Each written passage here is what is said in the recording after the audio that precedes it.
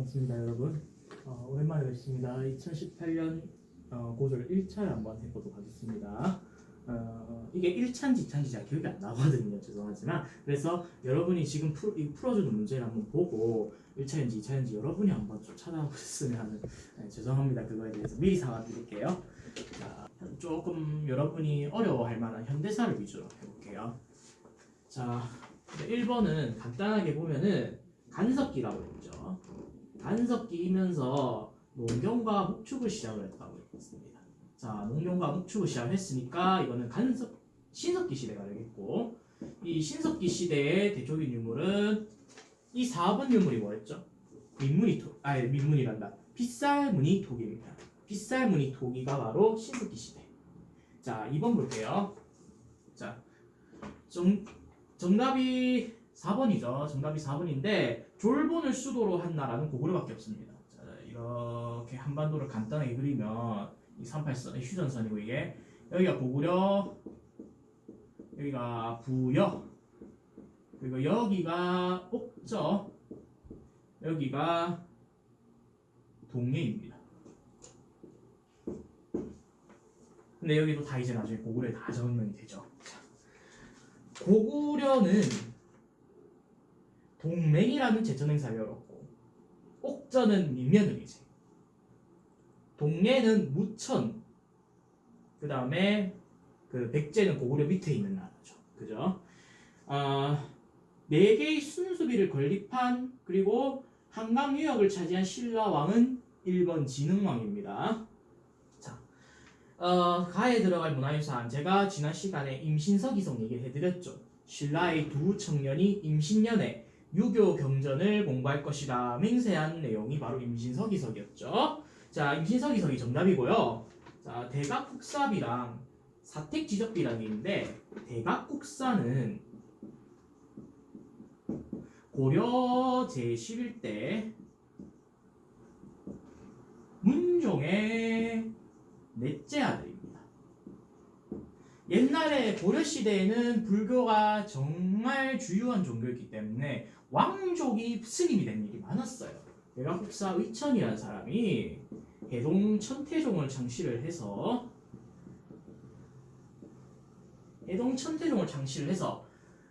불교를 전파하는 데 힘을 썼고, 이 대각국사의 이 업적을 기록한 게 바로 그 비입니다.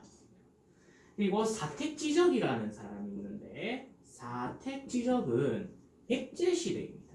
백제시대고, 이 사택지적 B는 불교, 이 사택지적이라는 사람이 단로, 늙음을 단하는 것과, 그리고 불교에 귀의하겠다는 그런 불교에 귀의하는 의미를 담은 불교의 유적인 것입니다. 사택지적 B는 불교 유물. 대각국사비도 스님이었기 때문에 당연히 불교 유물이 될 겁니다. 그러니까 임신서기석은 유교니까 상관이 없겠죠. 자, 5번 간단히 설명할게요. 훈요 10조는 왕건입니다. 고려 태조가 고려를 세우고 후손들에게 전하는 메시지, 유언입니다. 훈요 10조. 자, 원효가 정토신앙을 보급했고 팔만대장경을 조판한 것은 불교신앙이죠. 이해됩니까? 부처님의 힘으로 이 국난을 극복하자라는 의미이기 때문에 불교를 이용해서 팔만대장경을 조판하고 목물군을 물리치자 하는 그런 의미가 바로 팔만대장경입니다. 지금 합천 해인사에 보관이 되어 있습니다. 그래서 지금 그리고 팔만대장경은 세계의 기록유산으로 등재되어 있고, 그 팔만대장경이 보관되어 있는 해인사 장경각이라는 건물도 같이 세계문화유산에 등재가 됐습니다. 자, 봅시다. 다음 조선 후기에 나타난 경제생활 모습 되어 있습니다. 조선 후기에는 이양법이라는 것이 발달을 했습니다. 이양법을 발달했고, 그러니까 정답은 3번이겠죠. 3번. 자, 우경은 농사법인데 소로 농사를 짓는 겁니다. 우경이라는 거는 밭갈경자예요. 소로 밭을 가는 이 기법은 신라 지승망 때 보급이 됐습니다. 자, 지승왕 때 보급이 되었고 청해진은 여기 있죠. 완도 쪽인데 청해진은 해적 왜구를 물리치기 위한 해상기지인데 장보고가 통일신라 시대에 세운 그런 해상기지가 청해진이고 해동통보는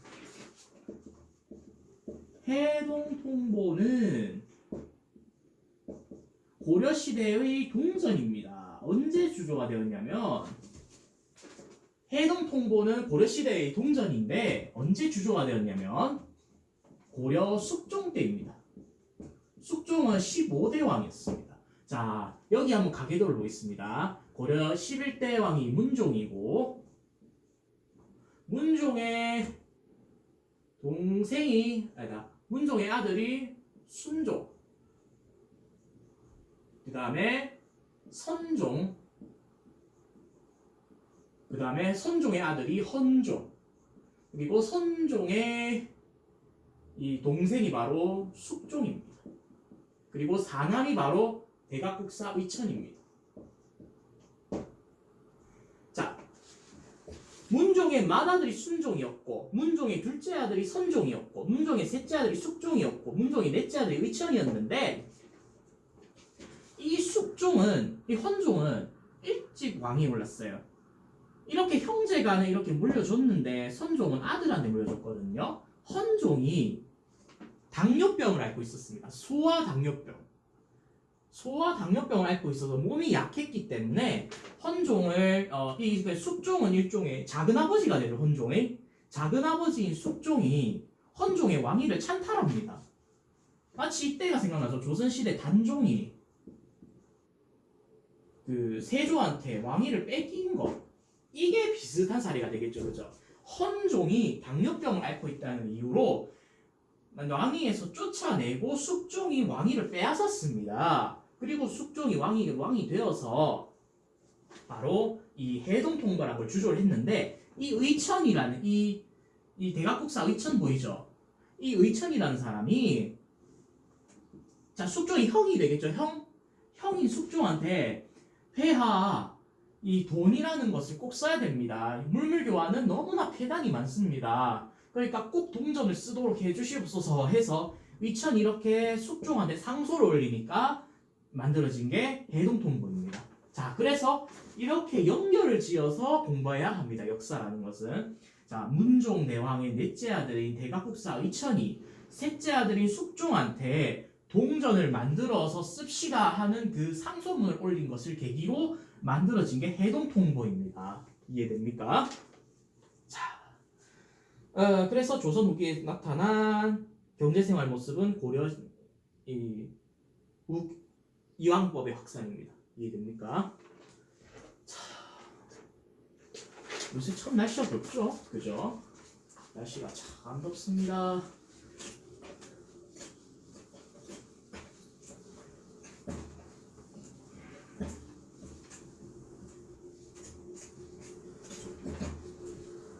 자, 여러분 이거는 좀 필기를 해주세요. 8번은 아마 많이 틀릴 문제입니다. 실학작, 목민심서, 흠음신서, 경세유표를 저술한 사람은 정약용이라는 사람입니다. 다산 정약용 선생이 이 책을 지었고 거중기를 만들어서 수호나성 이용했다. 자, 여기에 성호이, 반계 유형원, 그 다음에 홍대용이라는 사람이 있습니다. 이 이익이라는 사람은 호가 성호인데 성호사설이라는 책을 지었고 유형원이라는 사람은 반계수록이라는 책을 지었습니다. 반계수록, 성호사설, 그 다음에 홍대용은 의산문답이라는 책을 지었어요. 의산문답은 실옹과 허자라는 사람이 논쟁을 하는 그런 책인데 그렇게 해서 기존의 유교 사상을 비판하고 실학을 중시하는 그런 책입니다. 자, 이 성호이, 자, 이거 필기해 두십시오. 필기를 꼭 해야 합니다. 이거는 필기 꼭 합시다. 자, 여기 한번 보세요. 먼저 반개수록을 지은 유영원이라는 사람은 균전제를 주장했습니다. 균전제 또는 균전론을 주장했는데 이 균전론이라는 것은 국가에서 무상으로 몰수하고 국가에서 또 농민한테 무상으로 분배하는 정책입니다. 공산주의죠 거의. 그죠? 다 공산주의예요 거의 다. 그 다음에 그리고 성호이익은 한전론. 한전론은 제한을 두다입니다. 토지를 소유하는 최저 상한선을 토지를 이만큼만 가지고 있을 수 있다는 그런 토지 소유의 상한선을 설정하도록 한 것이 한전론입니다. 이해됩니까? 정약용은 두 개를 주장했어요. 다산은 두 개를 주장했는데 정전론과 여전론. 글씨가 좀 이상하죠? 여전론을 주장을 했는데 자 여러분 다시 한번 말씀드릴게요. 이거 필기 꼭 해야 합니다. 이거는 이 전론 이 네 개 시리즈는 진짜 어렵고 중요한 내용입니다. 이거는 무조건 필기해주세요. 자 정전론은 자 여러분 보세요. 큰 어떤 땅이 있으면 이렇게 우물 정자를 만듭니다. 정이 우물 정자예요. 우물 정자를 만들어서 여기에 여기는 각 가구가 갖고 있고 이 가운데 땅은 공동으로 경작하는 겁니다. 그래가지고 여기에서 나온 이 개인의 땅에서는 나온 건 개인이 갖고 여기 있는 이 가운데 있는 이 공동 경작지 여기를 국가의 세금으로 내자 이 말입니다. 그래서 정전제인데 이건 당연히 반대가 많았겠죠. 반대가 많아서 여전론이라는 걸 또 주장을 했는데 여전론이라는 것은 자 토지는 국가가 매입을 해버립니다. 토지를 국가가 매입을 하고 그 다음에 공동 경작 그리고 공동 경작을 한 다음에 노동량에 따라 분배하는 겁니다.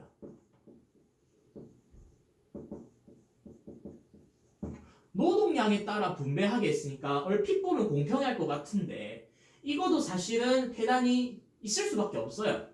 그래가지고 토지를 국가가 매입해서 전부 다 국유화한 다음에 국가가 토지를 다 갖고 있고 그 다음에 나눠주자는 내용입니다. 공통점이 그거예요. 나눠주자고. 나눠주자 했으면 뭐예요? 공산주의예요 거의. 공산주의라서 지금 이 유형원, 이익, 정약용 이 사람들은 다 이제 공산주의의 시초가 된다 이렇게 주장하는 학자도 있어요. 근데 저는 이 공산주의를 너무 많이 얘기해버리면 정치적인 문제까지 될 수 있기 때문에 이 이상은 얘기하지 않겠습니다. 어쨌든 균전론은 무상몰수, 무상분배, 한전론은 제한을 두는 거, 정전론은 우물 정자로 해서 가운데 있는 땅은 공동으로 하고 나머지 8개를 각각 갖는다 얘기고 여전론은 토지를 국가가 무상으로 말고 유상으로 돈을 주고 매입을 해서 공동으로 경작을 한 다음에 노동량에 따라서 나눠주자는 내용입니다. 이해가 됩니까? 자, 이거를 꼭 메모해두세요. 이거 정지를 시켜놓고 영상을 정지시켜놓고 꼭 메모해주셔야 돼요. 이거 이해되세요? 자,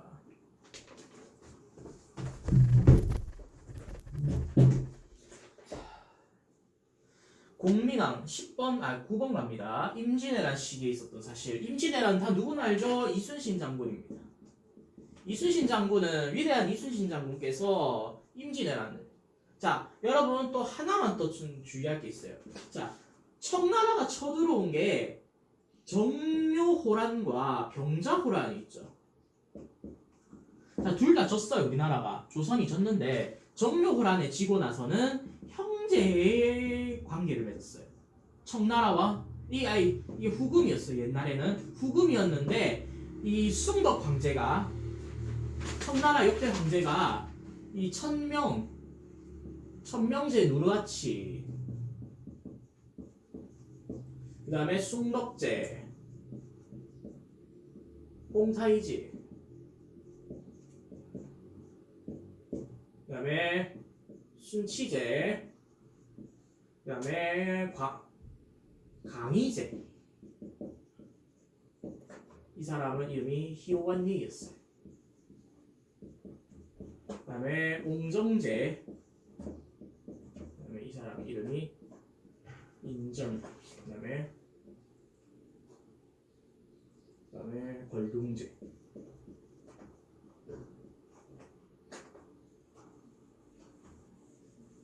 걸륭제 이름이 지금 기억이 안 나네요. 자 이렇게 쭉 황제 걸륭제 다음에 가경제 뭐 도광제 한풍제 동치제 광서제 선통제 이렇게 더 있는데 일단 여기까지 적을게요. 자 숭덕제까지는 나라 이름이 후금이었는데 후금이 나중에 처음으로 이름을 바꾸고 숭덕제가 처음으로 이름을 바꾸고 쳐들어온 게 병자호란이었어요. 자 후금이 이 정묘호란 때 쳐들어왔을 때 졌을 때는 형제의 맹약을 맺었는데 병자호란에 지고 나서는 군신의 관계를 맺습니다. 자 이게 왜 얘기하냐면 여기 보세요. 후금과 형제 관계를 맺었다 하면은 정묘호란입니다. 그리고 인조가 삼전도에서 309 고두례를 한 굴욕을 당한 것은 뭐죠? 병자호란이라고. 이해됩니까? 이거를 꼭 아셔야 돼요. 참고로 황룡사 구층목탑은 고려시대의 소실이 되었고 이 몽고와의 전쟁 때 소실이 되었습니다. 신라시대에 지어졌습니다. 황룡사 구층탑은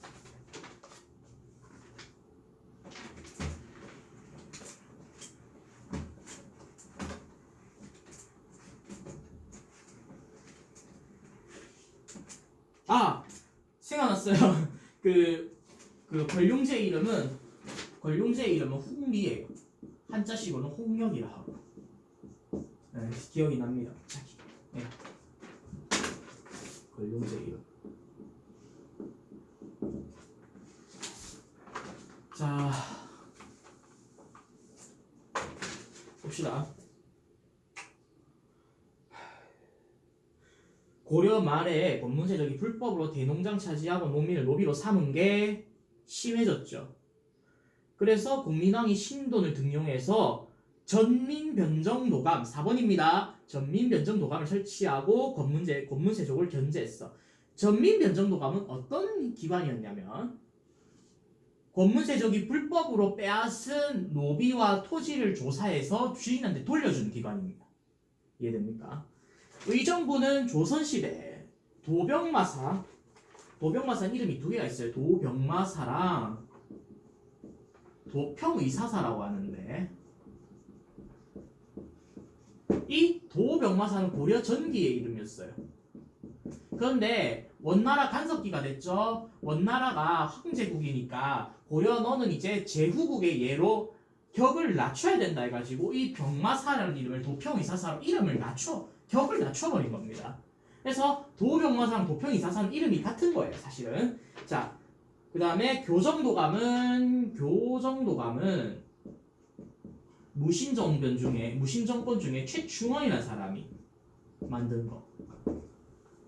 자, 이해됩니까? 교정도감. 자, 11번 가야겠죠? 요동정벌에 반대하던 이성계가 압록강 유역에서 군대를 되돌려 최영을 제거하고 정권을 장악하는 사건. 뭐죠? 위화도 해군. 위화도 해군으로 이 최영을 죽이고 정권을 장악했습니다. 홍건적 격퇴 고려시대가 맞긴 맞는데 위화도 해군하고 관련이 없죠. 대마도 정벌은 두 개가 있습니다. 바위랑 이종. 바위는 고려 후기입니다. 고려 말이고 이종무는 조선 세종 때. 이 두 사람이 대마도를 정벌했어요. 사군 육진 개척. 사군 육진도 세종대왕. 사군은 최윤덕이라는 사람이 했고 육진이라는 거는 김종서가 했습니다. 이해됩니까? 자,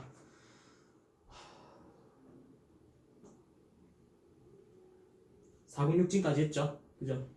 조선 후기에 서민 문화가 발달하면서 한글로 쓰인 문화.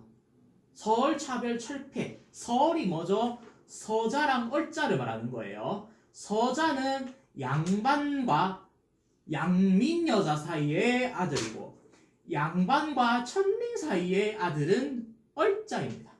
이 서자와 얼자를 합쳐서 서얼이라고 합니다. 뭐 했죠? 호부 호용을 못했죠. 아버지를 아버지라 못 부르고 형을 형이라 못 불렀습니다. 그거를 비판하는 소설이 바로 홍길동전. 홍길동전. 이해됩니까? 그 다음에 열하일기랑 양반전은 박지원. 양반전은 조선시대의 이 신분제도의 동료를 갖다가 풍자소설. 양반전하고 그 다음에 열하일기는요. 열하일기는 기행문입니다. 중국의 열하라는 지역을 갔다 온 그걸 말하는 거예요. 기행문. 자, 이거 다 박지원이라는 사람이 연암 박지원 선생이 지은 거고 박지원 선생의 손자가 박규수라는 사람이에요. 이 사람이 바로 개화파였죠. 또. 쌍화점은요. 여러분 쌍화점 아시는 분 있을 거예요 아마. 쌍화점이라는 글자 보고 분명히 크크크 대고 웃은 사람이 있을 거예요. 분명히. 송지호 씨랑 조인성 씨가 나온 글이 있었는데 여러분 이 쌍화점이란 영화 아시죠? 모르는 사람 없을 거예요 아마. 쌍화점이란 영화가 있었는데 2008년에 만들어졌죠. 자, 조인성이라는 사람과 송지호 그 다음에 주진모가 나왔죠. 조인성은 무사였고 송지호가 왕비였고 주진모가 왕이었죠. 근데 이게 실화였습니다. 실화였어요. 진짜로. 거짓말 아니에요. 자, 여기 보세요 여러분. 자, 잠깐만 10번으로 돌아갈게요. 공민왕이 신론을 등용해서 전민변전 노감을 철폐를 했다고 했는데 이 공민왕이라는 사람이 아내가 노국대장 공주였는데 노국대장 공주가 아들을 다 죽어버렸어요. 그래가지고 슬픔에 빠져가지고 공민왕이 아들을 못 갖고 있었거든요. 아직까지도. 그래가지고 자기 호위 무사 중에 홍윤이라는 사람을 시켜가지고 이 왕비 역할을 했던 이 익비 한씨를 갖다가 가늠시켰어요. 왜냐하면 자기 씨앗으로 만들려고. 진짜로 익비 한씨가 이 사람의 아이를 임신을 합니다. 그래가지고 근데 이 공민왕은 이 씨를 갖다가 자기 씨앗으로 속이기 위해서 홍윤을 갖다가 또 제거해버리려고 하거든요. 그러다가 오히려 지가 죽어버려요. 이해됩니까? 이 실제 사례를 바탕으로 만든 영화 바로 쌍화점이란 영화였는데 사실 이게 실제 사례가 아니란 말도 있어요. 역사는 승자의 기록이죠. 이 고려를 무너뜨리고 세운 나라가 조선이었죠. 조선의 이성계가 이 고려 말기의 상황을 이게 부풀려서 나쁘게 만든다고 이런 이상한 말을 만들었다 이런 얘기도 있던데 저도 자세히 모르겠어요. 하여튼 여기에 있던 이 쌍화점이라는 영화에서 보면은 왕이 아이를 못 가져요. 무사를 보고 왕비를 임신을 시켜라 해서 그런 그 사례를 그 역사적 사실을 바탕으로 한 게 바로 이거였는데 이 공민왕이 사람이 그래서 이 사랑하던 아내가 죽고 미쳐버렸다 하는 그런 사람도 있고 그래서 이 쌍화점이라는 건요 결국은 이게 참 여러 가지로 가네요. 고려가요예요. 고려가요. 살얼이랐다 청산의 살얼이랐다 여러분 배웠죠 국어 시간에. 살얼이랐다 청산의 살얼이랐다 멀위랑 다래랑 먹고 청산의 살얼이랐다 얄리얄리 얄랑셩 얄라리 얄라 하는 그 작품이 바로 고려가요인데 고려가요 중에서 생각보다 야한 내용이 되게 많았어요. 만전춘 별사라든가 쌍화점이라든가 이런 좀 야한 내용이 많다 보니까 조선시대에 조선시대는 유교 사상이 정립한 나라였죠. 남녀 상렬지사라고 해서 야한곡이다 하지 마라 해가지고 금지곡으로 된 게 바로 이 고려가요 중에서 쌍화점이었어요. 이해되나요? 여러분 잠 좀 깨세요. 여러분 잠 깨라고 일부러 조금 그런 내용을 얘기를 했는데 하여튼 쌍화점 여러분은 지금 나이로 여러분이 볼 수가 없겠죠. 나중에 보세요. 나중에 보셔야 돼요. 1년만 기다리세요. 쌍화점에서 이런 내용이 있는데 이 내용이 역사적 사실을 좀 기반으로 한 게 바로 이런 내용이었고 이 쌍화점이라는 곳은 고려가요였다 원래. 고려가요는 뭐 가시리 있고 나난 버리고 가시리 있고 나난 위증들과 태평성대 이런 거 있죠. 그런 고려시대에 지어진 민요가 바로 고려가요예요. 이해됩니까? 자 13번 볼게요. 성종 때 완성된 조선의 통치 규범 뭐였죠? 경국대전이죠. 경국대전 아주 중요합니다. 수능 한국사에 매년 나왔습니다. 매년 나왔기 때문에 꼭 필기를 하셔야 됩니다. 자 봅시다. 경국대전 볼까요? 자 1번 봅시다.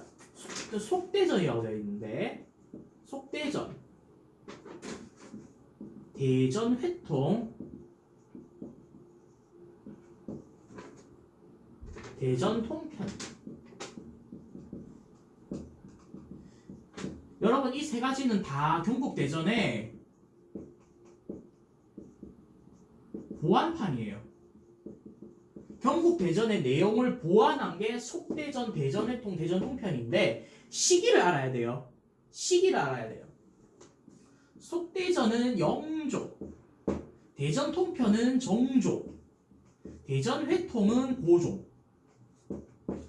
자 이거 필기해두세요. 필기해두셔야 됩니다. 이거 아주 중요한 내용입니다. 자 이거 꼭 기억해두셔야 돼요. 이해됩니까? 자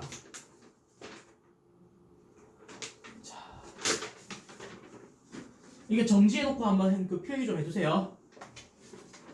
자 그리고 이거 균전론 이것도 꼭 필기해주셔야 돼요.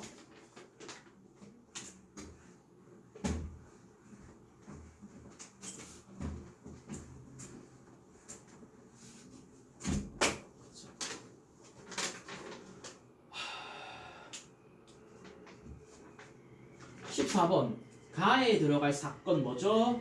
3.1천하죠. 3.1천하는 갑신정변. 자, 여기서 아관파천이랑 신미양요는 신미양요가 뭐냐면 미국이 침략한 거예요. 제너럴 셔머노 사건을 계기로 나타나는 거예요. 자, 평양에 제너럴 셔머노라는 상선이 나타났는데 제너럴 셔머노가 행패를 부립니다. 평양 시민들한테. 평양 국민들한테 행패를 부리니까 제너럴 셔머노를 불태워버렸어요. 여기에 반발하고 일어난 게 미국이 쳐들어온 신미양요인데 결국은 미국이 지고 물러났어요. 이해되나요? 자, 그 다음에 을미개혁이라고 있는데 을미개혁은 간단하게 태양력 사용. 자, 태양력이 뭐죠? 지금 오늘이 5월 14일이죠. 이 5월 14일 이런 식으로 쓰는 게 양력이고 음력이랑은 다른 개념이죠. 그죠? 추석이랑 설날 같은 건 다 음력으로 세는데 이거 우리 지금 평소날짜는 다 양력으로 세죠. 원래 조선시대에는 음력을 썼었는데 앞으로는 양력만 쓰라 하는 그거예요. 이해되나요? 그 다음에 종두법.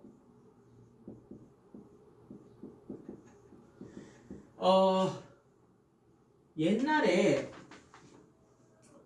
천년두란 질병이 있었어요.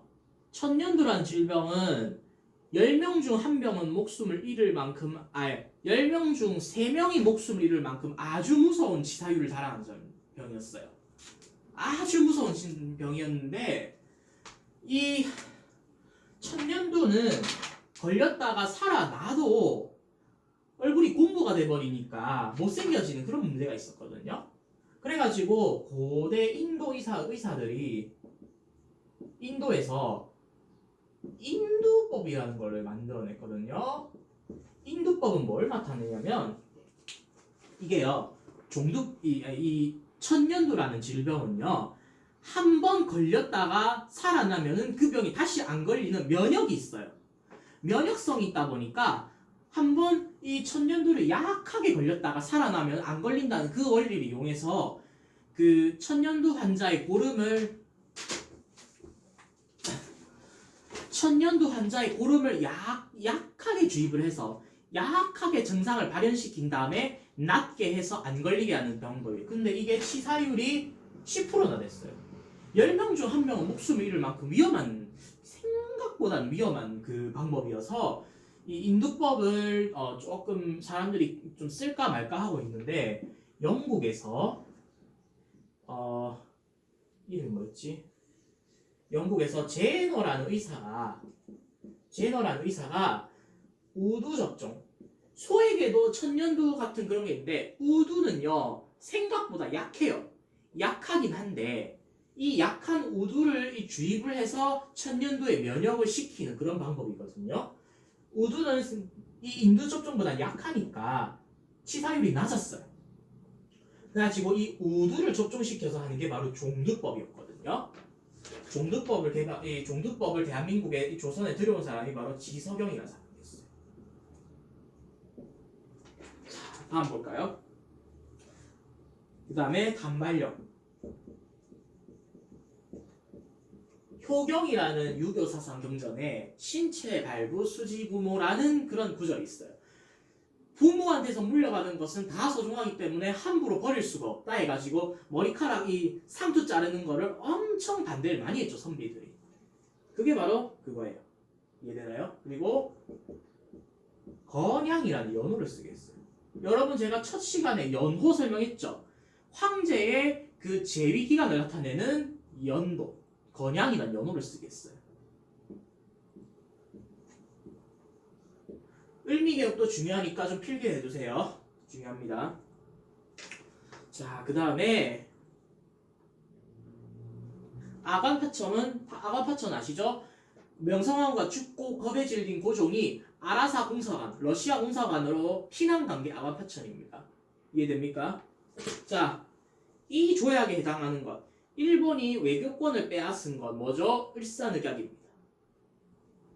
을사늑약. 아주 못돼먹은 이완용, 이근태, 박재순, 권중현 이런 사람들이 5명이 또 을사조약에 찬성을 하는 매국을 저질렀죠. 여러분 중요합니다. 정미 7조약이라고 있죠.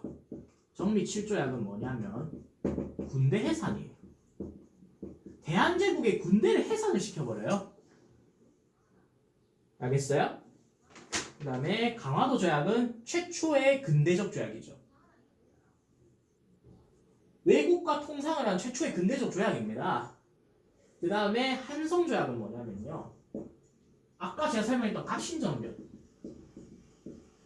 갑신정변 때문에 난리가 나니까 일본이 뭐려고 했냐면 그 왕이 직접 사죄를 하고 그 피살된 그 사람들의 유족을 구제하고 파손된 공간을 배상하고, 그 다음에 공간이 그때 부서졌거든요. 공간 증축비를 달라고 하고, 이게 바로 한성조약이에요. 못 떼먹었죠, 일본. 이런 점에서는 참 못 떼먹은 거예요. 지들이 갑신정변 도와준다고 해놓고 안 도와줘놓고는 기껏 이거 갑신정변 때 난리 나니까 왕이 사죄해라, 우리 이 죽은 이 일본군의 유족들을 구제해줘라, 또 파손된 기물을 배상해줘라, 이 공간이 무너졌으니까 이 공간 다시 짓는데 돈 달라, 이렇게 한 거예요. 그래서 불평등조약이에요, 한성조약. 자, 봅시다. 16번. 서재필이 정부의 지원을 받아 창간한 신문으로 독립문 건립에 대한 지지기사. 뭐죠? 독립신문이에요. 독립신문은 순한글체, 제국신문도 순한글체인데 제국신문은 일반 대중과 부녀자를 대상으로 한 거고, 한성순보는 최초의 근대적 신문입니다. 근데 문제는 순 한문체였어요. 올 한문이었고 황성신문은 국한문 혼용체 한글과 한문을 같이 섞어 쓴 그게 바로 황성신문이었어요. 이것도 메모해 두세요. 중요합니다. 17번 볼게요. 중일전쟁 이후 민족말살 통치 뭐 있죠? 일본식 성명. 치안유지법은 뭐죠? 여러분 치안유지법만 설명할게요. 치안유지법은 20년 민족 분열 정치 때 치안유지법이라는 걸 만들었어요. 조선 총독부 설치는 1910년이죠.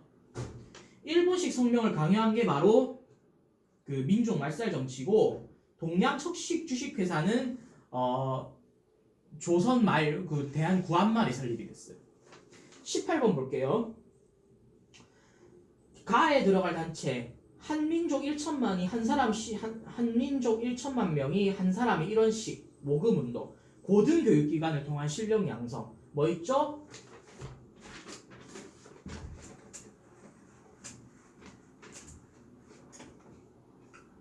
조선 밀립대학입니다. 근데 설립이 안 됐죠. 신흥 강습소는요 독립군 학교였습니다. 독립군을 양성하는 학교인데 서간도 지역에 있었어요. 서간도 지역에 있었고 나중에 신흥 무관학교로 이름이 바뀌고 해방 후에 신흥대학이라는 그 근대적 대학이 됐다가 지금 어디에 인수됐냐? 경희대학교가 됐어요. 신흥대학이 이 신흥무학교가 그래서 경희대학교의 전신이 셈이에요. 경희대 아시죠? 서울에 있는 그죠? 신흥강습소는 그래서 독립군 학교인 거 대한인국민회라고 있는데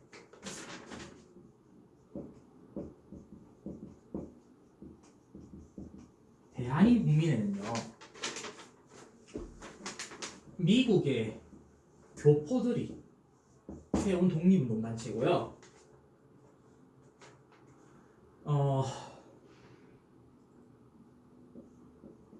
전명훈이라는 사람과 장인환이라는 사람이 더럼 스티븐슨이라는 친일 미국인을 이 제거하는데 이것을 계기로 만들어진 게 대한민국민회입니다. 이 전명훈이랑 장인환이라는 사람은 서로 모르는 사이였어요. 그냥 어쩌다가 한날 한시에 같은 장소에 와서 같은 사람을 쏘게 된 거였어요. 그래서 전명훈이랑 장인환이라는 사람이 더럼 스티븐슨이라는 이 사람이 외교 고문이었거든요.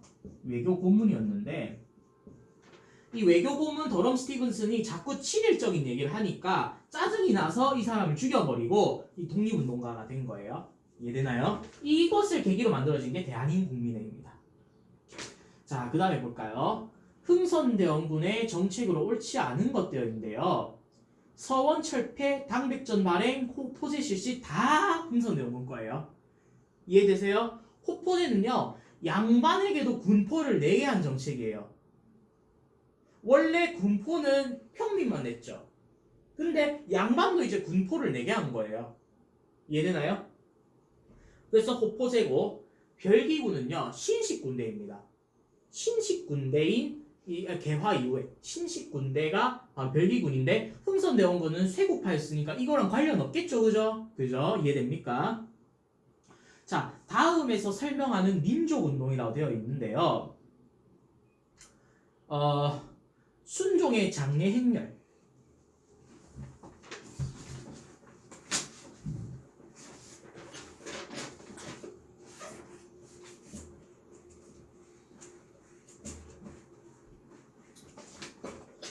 순종이 1926년 4월에 죽습니다. 원래 왕의 장례는 치르는데 한 2개월 정도가 걸리거든요. 준비하는데 그래서 6월 10일 날 장례를 하는데 이 순종 인산일에 벌어진 게 60만세 운동입니다. 60만세 운동에서 학생들이 이게 60만세 운동을 일으켰고 여기 보시면 일본의 3.1 운동 보이죠? 3.1 운동은 고종 인산일을 계기로 일어난 거예요. 1919년 1월에 죽었거든요. 고종 왕제가 1919년 1월에 죽었는데 역시나 2개월 동안 준비 기간을 거쳐서 1919년 3월 3일 날 인산이 되기로 되어 있었어요. 자, 그런데 이 민족대표 33인이 인산일에 직접 이 만세를 일으키게 되면은 황제 폐하에 대한 불충이 된다 해가지고 3월 1일로 땡기려고 했어요. 자, 그런데 3월 1일은요 일요일이었어요. 당연히 기독교 신자들이 반대하겠죠. 이날은 안식일입니다. 일요일이니까 쉬어줘야 합니다. 그래서 일어난 게 3월 1일에 일어났어요. 이해됩니까? 그래서 3월 1일 이래 됐고, 자, 그 다음에 국채보상운동은 구한말이죠. 이때 당시에 1,300만 원의 빚이 있었습니다. 지금은 1,300만 원으로 차 한 대도 중형차 한 대도 못 사는 금액인데 이때 당시에 1,300만 원은 국가 예산을 능가하는 금액이었어요. 1,300이. 이 1,300의 돈을 갖다가 서상돈이라는 사람이 남자들은 담배를 끊어가지고 그 끊은 담배값을 가지고 갚자. 여자들은 비녀를 빼고 비녀를 팔아서 돈을 내자 해서 1,300만 원을 이렇게 하려고 했는데 당연히 일제가 방해를 했어요. 왜냐? 지들은 이 빚을 많이 만들어가지고 경제를 종속시키려고 했는데 오히려 빚을 갚아가고 있으니까 불리해지겠죠, 일본한테는. 그래서 방해를 하버린 바람에 실패를 했어요. 나쁜 놈들이에요. 그 다음에 광주 학생 항일운동은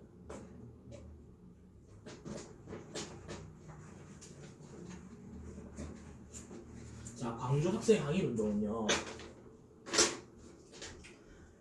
광주 중학 4학년짜리 후쿠다 슈조라는 사람이 광주 중학 4학년이에요. 그 다음에 광주 여자 고등고등학교의 3학년짜리 박기옥이라는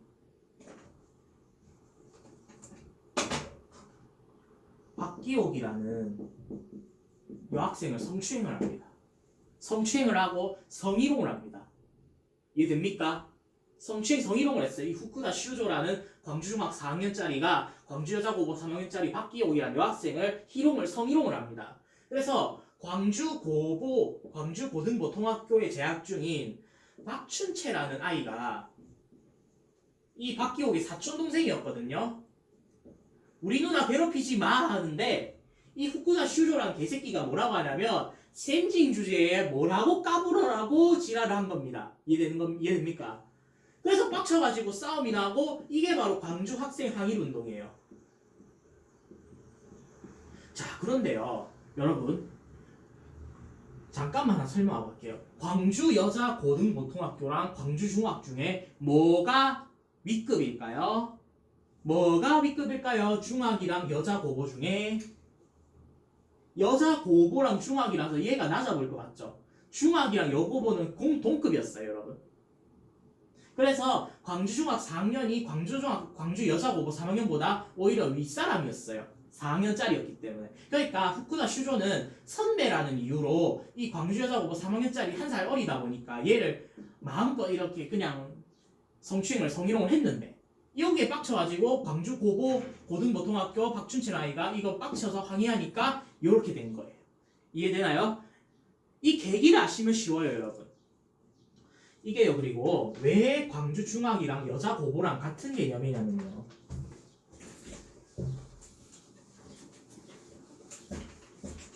자, 볼까요? 일제가 참 못된 놈들이었어요. 아니, 식민지인으로 태어난 것도 서러운데 식민지인과 일본인의 학교 이름까지 차별을 둔 거예요. 왜냐하면 자,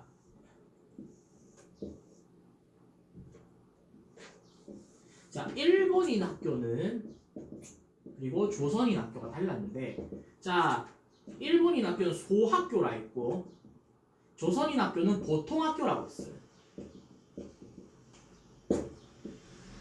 나중에 자, 그 다음에 소학교를 보통학교라고 했고 중학교를 갖다가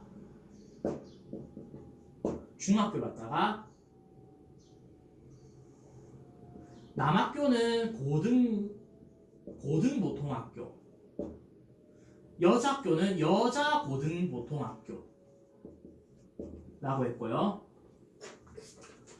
중학교도 남녀 분반 나뉘었겠죠.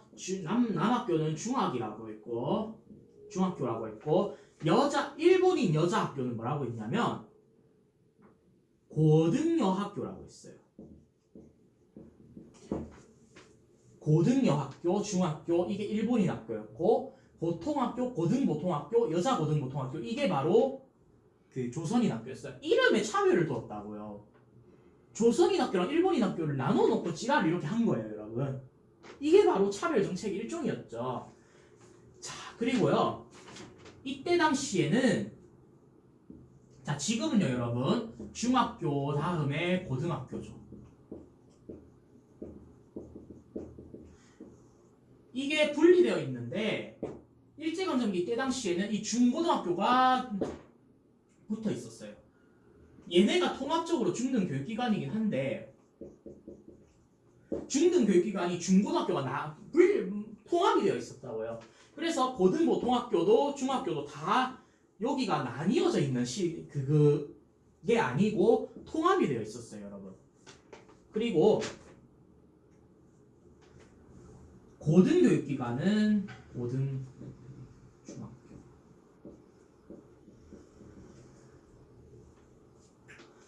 여기에 보시면요.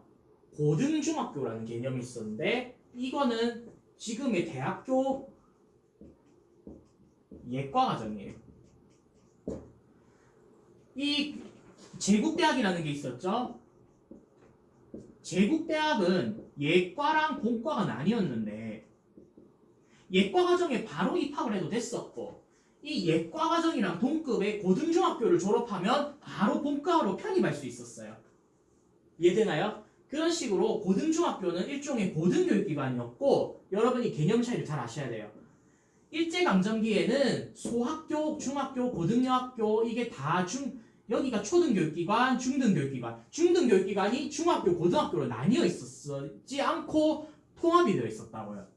그러다가 나중에 이게 소학교, 이 조선인 학교 이름, 이 보통학교 이것도 다 이렇게 바뀌긴 했거든요. 바뀌긴 했는데 나중에 또 소학교는 국민학교 이름이 바뀝니다. 국민학교 이름이 바뀌고 이게 또 원래는 중학교가 6년제였는데 이승만 정부에 들어서서 중학교랑 고등학교가 나뉜 겁니다. 그래서 지금 이제 우리가 중졸 검정고시랑 고졸 검정고시가 나뉜 거예요. 원래는 중학교, 고등학교는 통합과정이었어요, 여러분. 그런데 이제 이렇게 중고등학교 이게 통합이 분리가 돼서 이제 이승만 정부 때 6년제가 이제 3+3학제가 된 거예요, 여러분. 이해되나요? 자, 어쨌든 이때 당시에 고등중학교라는 개념은 대학 예과과정이었다는 거예요. 자, 그래서 여러분 광주중학 4학년 나오고 광주 여자 고등부통학교 고랑 중에 헷갈리시면 안 돼요. 중학 얘랑 얘는 동급이었어요, 여러분. 그래서 그렇게 된 거예요. 자, 이 학제도 좀 알아두면 좋습니다. 자, 다음 설명에 나오는 거 독립군 근거지를 없앤다는 명분으로 한인동포 학살한 거 뭐죠? 간도창변. 을미사변이랑 상하이사변은 설명할게요. 아실 테니까. 제한리 사건은요 3.1운동 3.1운동의 연장선상이 제한리 운동이었어요. 제한리 학살이었어요. 3.1운동을 3월 1일에 일으키고 나서 쭉 4월달에도 이어졌는데 이 4월달에 이렇게 제한리 학살이 일어난 거예요.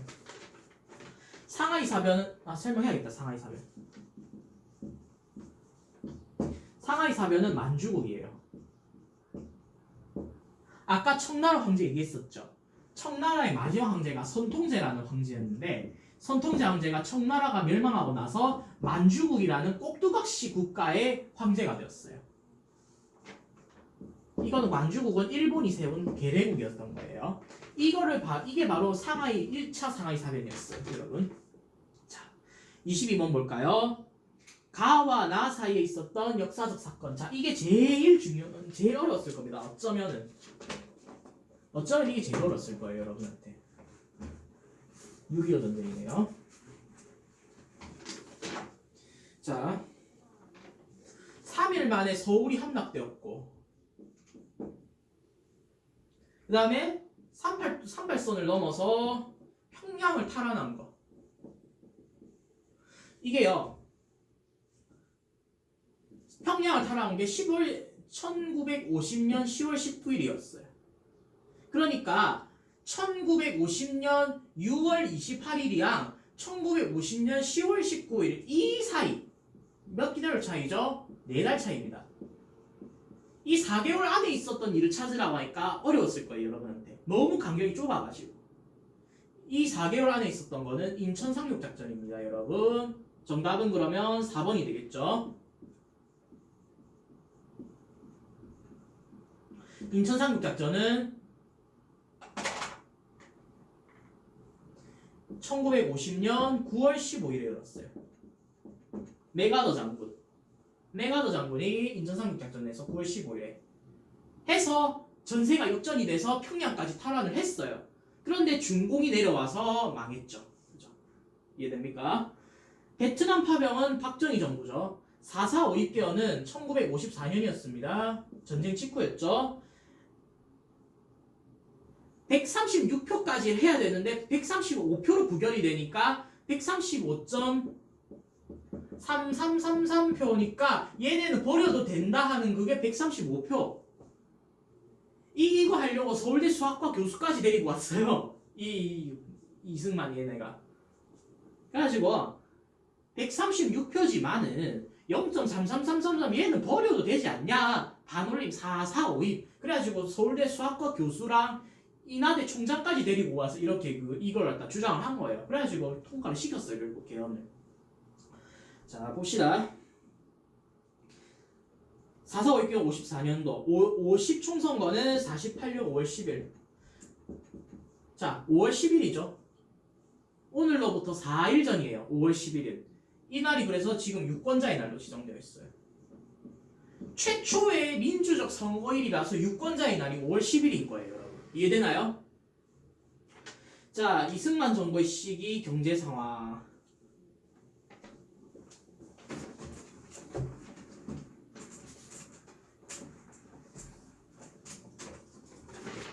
이승만 정부의 시기. 정답은 2번이에요. 300산업. 백은 흰백자입니다, 여러분. 뭔 흰백일까요? 제분, 밀가루 만들기, 제당, 설탕, 그 다음에 면방지, 하얀 면방지. 미국의 원조에 의지해서 성장한 이 제분, 제당, 면방직으로 성장한 게 300산업이에요, 여러분. 이해되나요? 자, 금융실명제랑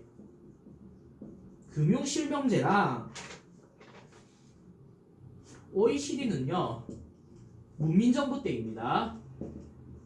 김영삼 정부, YS라고 해요, 보통. 김영삼 정부, 문민정부 때 금융실명제랑 OECD 했고요. 경부고속도로는 박정희 정부, 1970년에 박정희 정부 때. 자, 밑줄 친 선언. 박종철의 고문치사 등을 배경으로 직선제 개헌, 그 다음에 직선제 개헌 약속. 선언은 바로 6.29 민주선언. 6.29 선언인데요. 이때 발표한 사람이 노태우 대통령이었어요. 노태우는 이때 당시에 대통령이 아니었고 민주정의당의 여당이었거든요. 얘네가 집권 여당이었는데 민주정의당의 대통령 후보였습니다. 대통령 후보 노태우가 알겠습니다. 여러분과 약속을 지키겠습니다. 해서 이걸 하고 이제 5년 단임에 개헌을 하고 이렇게 된 거예요. 이해됩니까? 자, 봅시다. 그러면 6.29 선언이 바로 민주화 선언인 거. 여기 보시면 여러분 박종철이라고 되어 있네요. 박종철 이 사람이 어느 학교 다녔을까요? 그때 당시에 서울대 언어학과 나왔어요. 어느 고등학교 출신일까요? 부산 해광고등학교 출신입니다.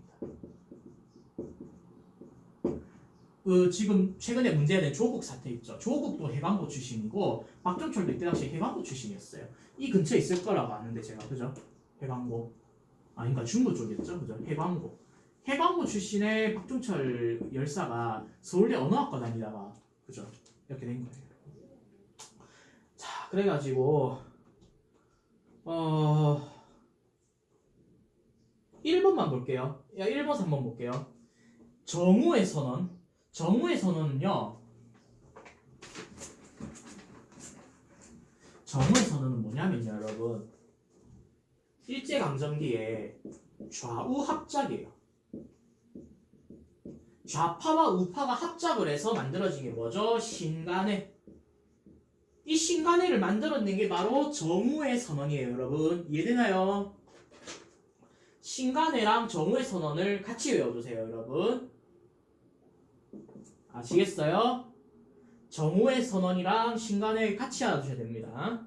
그 다음에 3.1 민주구국선언이라 되어 있는데 이건 뭘까요? 3.1 민주구국선언이라면 왠지 3.1운동이 생각나세요? 3.1 민주구국선언은 3.1운동이 아니고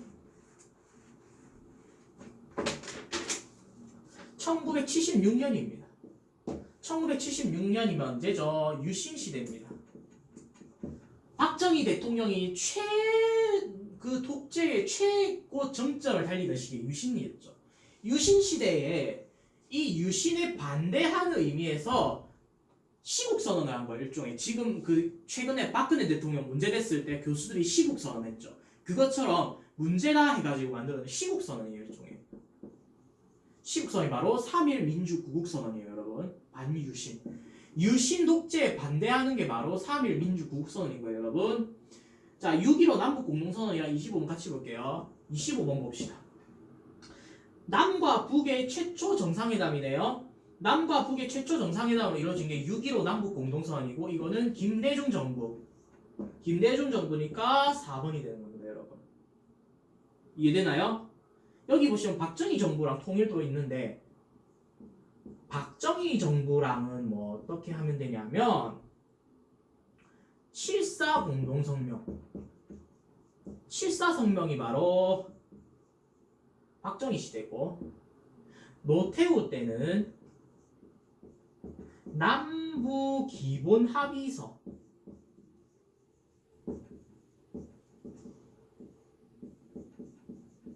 이거 알아두셔야 돼요. DJ 때는 6.15 남북공동선언, 박정희 때는 7.4 성명, 노태우 때는 남북 기본 합의서. 이건 알아두셔야 돼요, 여러분. 그 다음에 참여정부. 참여정부가 노무현 때죠. 노무현 때는 14 남북공동선언. 이해되나요, 여러분? 여기까지 알아두시면 됩니다. 아이고야, 드디어 냈네요, 여러분.